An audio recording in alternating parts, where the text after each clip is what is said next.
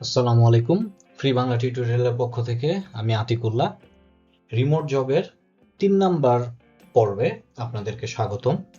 আজকে আমরা মেইনলি কথা বলবো যে আমাদের পোর্টফোলিও কিভাবে তৈরি করব, পোর্টফোলিওতে কিভাবে কি থাকবে, কোন কোন ফরম্যাটে রাখতে হবে, কি কি ইনফরমেশন রাখতে হবে, এই জিনিসগুলো নিয়ে।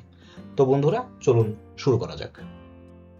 প্রথম কথা হচ্ছে, আমাকে পোর্টফোলিওর বেসিক স্ট্রাকচারটাকে ঠিক রাখতে হবে। সেটা হচ্ছে, প্রথমে আপনার ইন্ট্রোডাকশন দিবেন।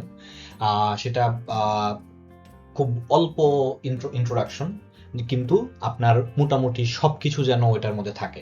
ফর এক্সাম্পল, আপনি যদি পিপিটি পোর্টফোলিও তৈরি করেন পাওয়ার পয়েন্ট প্রেজেন্টেশন আকারে, অথবা গুগল স্লাইডের আকারে, অথবা যে কোনো এই ধরনের প্রেজেন্টেশন যে প্ল্যাটফর্মগুলো আছে সেগুলোর যে কোনোটা দিয়ে করার পর আপনাকে প্রথম একটা পেজে হয়তোবা আপনার নিজের ব্যক্তিগত জিনিসপত্রগুলো, যেমন আপনার কন্ট্যাক্ট ইনফরমেশন, আপনার নাম, আপনার location, email, phone number, WhatsApp number, এই যে ইভেন আপনার ছবি, এই জিনিসগুলো হয়তোবা আপনার প্রথম একটা বা দুইটা পেজের মধ্যে, এক পেজের মধ্যে কভার করাই ভালো। দ্বিতীয় পেজটার মধ্যে আপনার স্কিল, বা আপনি কি কি ব্যাপারে পারদর্শী, আপনার কি কি সম্বন্ধে আপনার ধারণা আছে, কোন কোন টুলগুলো আপনারা ইউজ করতে আপনার কাজ করেছেন, এই জিনিসগুলো ওইখানে থাকবে। আর ৩ নাম্বার সেকশন, সেটা হলো আপনার ওয়ার্ক স্যাম্পল। ওয়ার্ক স্যাম্পলে যেটা হচ্ছে যে আপনি যখন কাজ করতেছেন সেই কাজের যে রিয়েল লাইফ যে স্যাম্পলগুলো আছে, সেই স্যাম্পলগুলো এখানে আপনি দিতে পারেন। তবে সেটা রিয়েল লাইফ না হয়ে ডামি স্যাম্পলও হতে পারে, যদি এটা আপনার কাজের ধরনের উপর নির্ভর করে। আর এরপরে হচ্ছে কেস স্টাডি।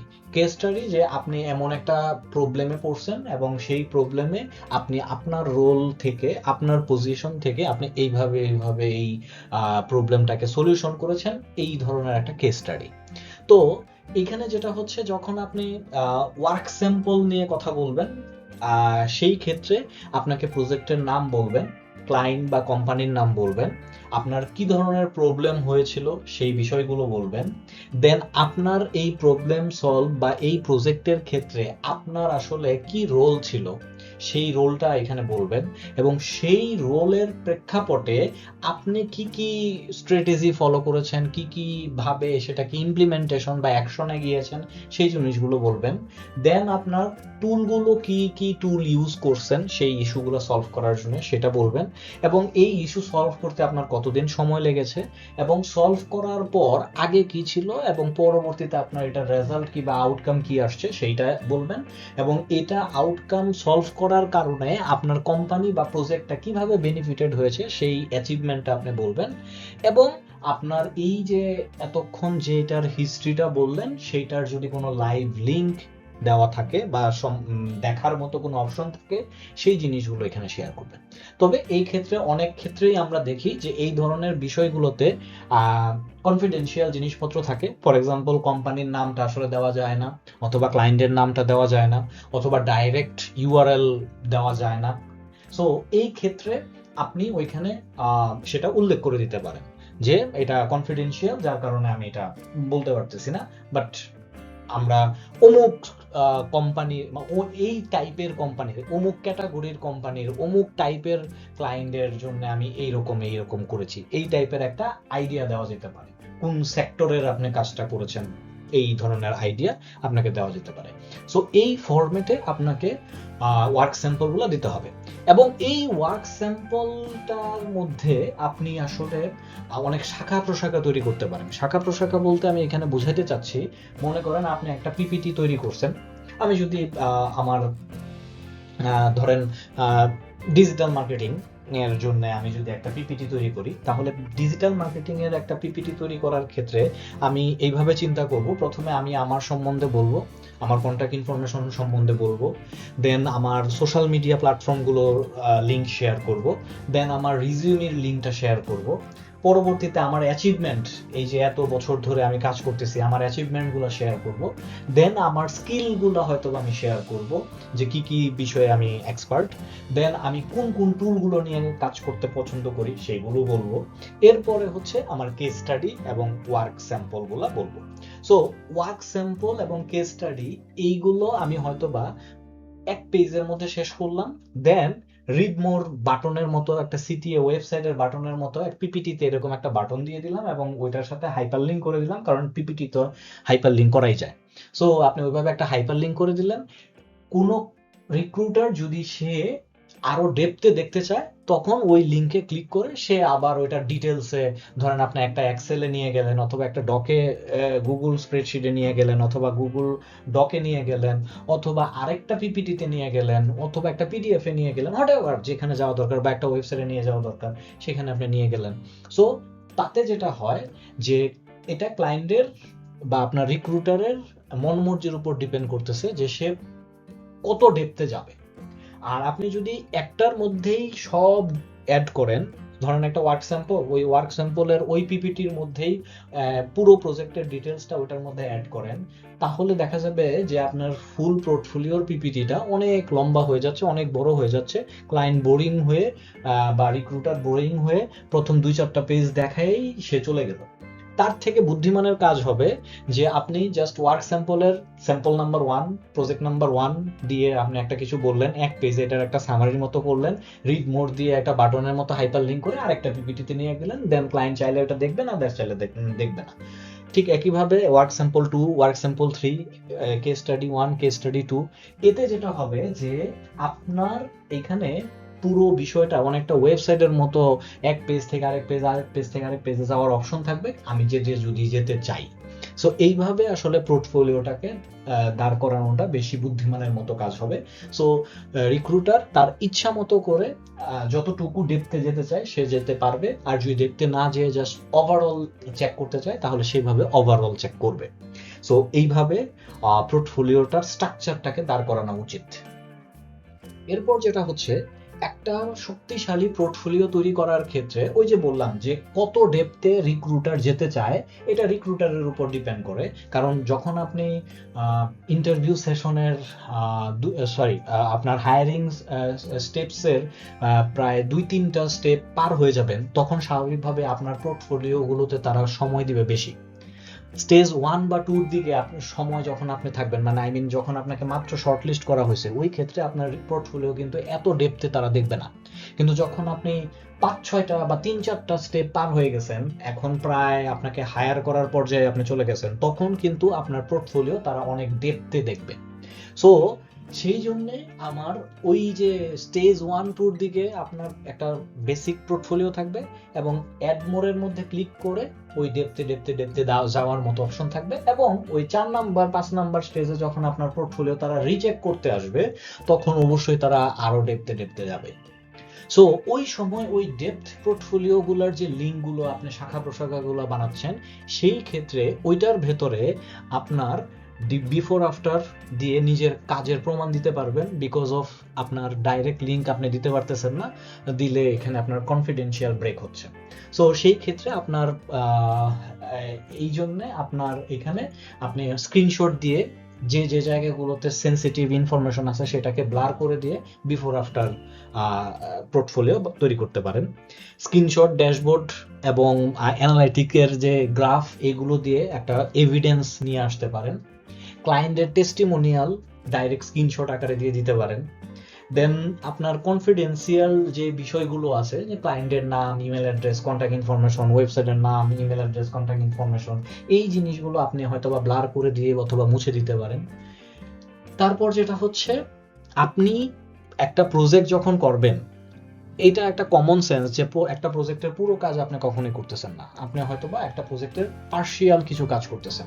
সো এই প্রজেক্টের ওইখানে আপনার কন্ট্রিবিউশনটা কি ছিল, স্পেসিফিক ভাবে ওই জিনিসটা দেখানো, আপনার পজিশনের বা আপনি যেই রেসপন্সিবল ছিলেন সেই রেসপন্সিবলের জায়গা থেকে আপনি আসলে কি করছেন সেই জিনিসগুলো এখানে দেখানো। তারপরে হচ্ছে আপনার পোর্টফোলিও ডিজাইনটা নট সো কালারফুল এবং খুব হিবিজিবি না, এবং নিট অ্যান্ড ক্লিন রাখার চেষ্টা করবেন, যাতে ক্লায়েন্ট ইজিলি আপনার পেজটার মধ্যে যে ইনফরমেশনগুলো আপনি ক্লায়েন্টকে দেখানোর চেষ্টা করতেছেন, দিতে চেষ্টা করতেছেন, সে যেন ইজিলি বুঝতে পারে। যেমন আমি অনেক পোর্টফোলিও বা রিজিউমই দেখছি, তারা এমনভাবে ডিজাইন করে যে মনে হচ্ছে যে পোর্টফোলিওর কোনো জায়গা বা ওয়েবসাইটের বা কোনো পেজের কোনো জায়গা ফাঁকা রাখা যাবে না, ফাঁকা রাখলে মনে হয় যে মানে দখল হয়ে যাবে জায়গা, এরকম একটা ব্যাপার চলে আসে। এই ধরনের ব্যাপার হিজি বিজি পোর্টফোলিও যেন না হয়, to the point, simple, neat and clean যেন থাকে। তারপরে হচ্ছে আপনি যে পোর্টফোলিওটা বানাবেন সেই পোর্টফোলিওটা ম্যাক্সিমাম ক্ষেত্রে বাইরের দেশের মানুষের আসলে পিসিতে বসে কাজ করার ধৈর্য কম, অনেক কম সময় কাজ করে, তারা ম্যাক্সিমাম কাজগুলো মোবাইলে সাইডে ফেলার চেষ্টা করে। স্পেশালি যখন আপার লেভেলের ম্যানেজমেন্ট লেভেলের কেউ কখনো কোনো কন্ট্যাক্ট করা হয় তাদের সাথে, তখন তাদের আসলে এত সময় থাকে না যে রিক্রুটার ধরেন হয়তো বা আপনারটা পিসি থেকে দেখলো, কিন্তু সেই রিক্রুটার যার জন্য রিক্রুট করতেছে, যে কোম্পানির জন্য রিক্রুট করতেছে, তার সিইও বা সি লেভেলের কাউকে যদি আপনার পোর্টফোলিওটা পাঠায়, পোর্টফোলিওটা যে তারা আসলে মোবাইলেই হয়তো বা দেখবে, পিসি থেকে নাও দেখতে পারে। তো সেই ক্ষেত্রে ওই মোবাইল ফ্রেন্ডলি হওয়াটাও অনেক গুরুত্বপূর্ণ। এবং পোর্টফোলিওটা যেহেতু অনেকগুলো মানুষের কাছে যাবে এবং কে কে দেখবে আপনি নিজেও জানেন না, তো সেই ক্ষেত্রে এক এক মানুষের চোখ এক এক রকম, কেউ মানুষ খুঁতখুঁতা, কেউ মানুষ জাস্ট ওভারলোক, একটা ওভারভিউ আপনার হয়তো বা দেখবে। সো যে মানুষটা খুঁতখুঁতা, যে নাকি খালি ভুল বাড়ি করার চেষ্টা করবে, সে অবশ্যই চেক করবে আপনার এই পোর্টফোলিওর মধ্যে কি ভুল আছে, রিজিউমের মধ্যে কি ভুল আছে। সো সেই ক্ষেত্রে আপনাকে অবশ্যই চেক করতে হবে যে আপনার এটার মধ্যে যেন কোনো ভুল টুল বা গ্রামাটিক্যাল মিস্টেক, স্পেলিং মিস্টেক না থাকে। দেন আপনার সাথে যে ওই কন্ট্যাক্ট করবে আপনার ওই পোর্টফোলিও দেখে, সেই কন্ট্যাক্ট ইনফরমেশনটা যেন খুব সহজলভ্য হয়। কারণ আপনি এমন ভাবে ইনফরমেশনগুলো দিয়ে রাখছেন, ফর এক্সাম্পল আপনি লিখছেন কন্ট্যাক্ট আস দিয়ে একটা বাটন দিলেন, এখন ক্লিক করার পর হয়তোবা কন্ট্যাক্ট আস পেজে যাচ্ছে, অথবা একটা ইমেল অ্যাড্রেস পপ আপ হচ্ছে, অথবা হোয়াটএভার হোয়াটসঅ্যাপের লিঙ্ক দিয়ে রাখছেন, অথবা যে কোনো একটা কিছু দিয়ে রাখছেন যেটা আসলে তার এখানে কাজ করতেছে না, যে কোনো কারণেই হোক। সো যদি তাই হয়, তখন আপনারে সে কন্ট্যাক্ট করতে মানে ঝামেলা হচ্ছে, তখন দেখা যাবে যে হয়তো আপনাকে সে শর্টলিস্ট করতেছে না, বা যে জিনিসটা খুব দ্রুত হওয়া দরকার ছিল সেটা আরো লেন্দি হচ্ছে, বা ক্লায়েন্ট বিরক্ত হয়ে আপনার প্রতি ইন্টারেস্টেড হারায়ও ফেলতে পারে। সো এই জন্য আপনার কন্ট্যাক্ট ইনফরমেশনটা যেন সহজলভ্য হয় এবং সহজে ভিজিবল থাকে, এই ব্যাপারটাকে আপনাকে এনশিওর করতে হবে। এবং আপনার পোর্টফোলিওটা যেন আপ টু ডেট থাকে, এবং কবে লাস্ট আপ টু ডেট হয়েছে এই ব্যাপারটাও যদি পোর্টফোলিওর কোনো জায়গার মধ্যে অ্যাড করে দেওয়া যায়, তাতে ক্লায়েন্ট আরো বেশি ইন্টারেস্টেড হয়। বিকজ হ্যাঁ, এইটা আমার একটা আপ টু ডেট জিনিস আমি দেখতেছি, তাহলে তখন সে একটা কনফিডেন্স গ্রো করে তার মধ্যে, যে রিক্রুটারের, যে হ্যাঁ এই সবকিছু আপ টু ডেট রাখতেছে। সো এই বিষয়গুলো মাথায় রেখে আপনাকে পোর্টফোলিওগুলো রেডি করতে হবে। লাস্ট যে বিষয়টা নিয়ে আমরা কথা বলতে যাচ্ছি, যে পোর্টফোলিওর ফরম্যাট। আপনি যে পোর্টফোলিওটা বানাচ্ছেন, এই পোর্টফোলিওটার ভিন্ন ভিন্ন ফরম্যাট হইতে হবে। প্রথমত পিডিএফ ফরম্যাট, কারণ অনেক সময় যখন আপনি জবে অ্যাপ্লাই করতে যাবেন, তখন তারা বলবে যে তুমি আমাকে তোমার পোর্টফোলিও অ্যাটাচমেন্ট দাও। অনেকে বলবে যে তুমি আমাকে পোর্টফোলিও লিংক দাও, অনেকে বলবে অ্যাটাচমেন্ট দাও। সো যখন আপনাকে অ্যাটাচ করতে বলা হবে, তখন যেন আপনি পিডিএফ আকারে অ্যাটাচ করতে পারেন, সেটা আপনি মেক শিওর করবেন। সো যখন আপনাকে পিডিএফ আকারে অ্যাটাচ করতে বলতেছে, তখন নিশ্চয়ই আপনি ওই ইমিডিয়েটলি তখন আপনি ওই ফরম্যাট ওইভাবে বানাইতে যাবেন না। সো অগ্রিম আপনাকে এটা পিডিএফ ফরম্যাটে রেডি করে রাখিয়ে দিতে হবে আপনার পিসিতে, আপনার ডেস্কটপে, যাতে আপনি ইজিলি সেটা অ্যাটাচ করতে পারেন। কারণ আপনি তো একটা জবে অ্যাপ্লাই করবেন না, কন্টিনিউয়াসলি জবে অ্যাপ্লাই করতে থাকবেন। সো সব জিনিসপত্র আপনার হাতের সামনে থাকতে হবে। সো পিডিএফ ফরম্যাটে রাখবেন, পিপিটি ফরম্যাটে রাখবেন, দেন আবার গুগল স্লাইডে ওপেন করে সেটা শেয়ার করে, পাবলিক করে, সেই গুগল স্লাইডের লিংক শেয়ার করে দিতে পারেন। তারপরে ভিডিও পোর্টফোলিও বানাইতে হবে, অডিও পোর্টফোলিও বানাইতে হবে, এবং পার্সোনাল ওয়েবসাইট বানাইতে পারবেন বা বানাইতে পারেন। লিঙ্কডইন পোর্টফোলিওর কথা তো আগেই বলছি যে লিঙ্কডইনে অবশ্যই আপ টু ডেট থাকতে হবে।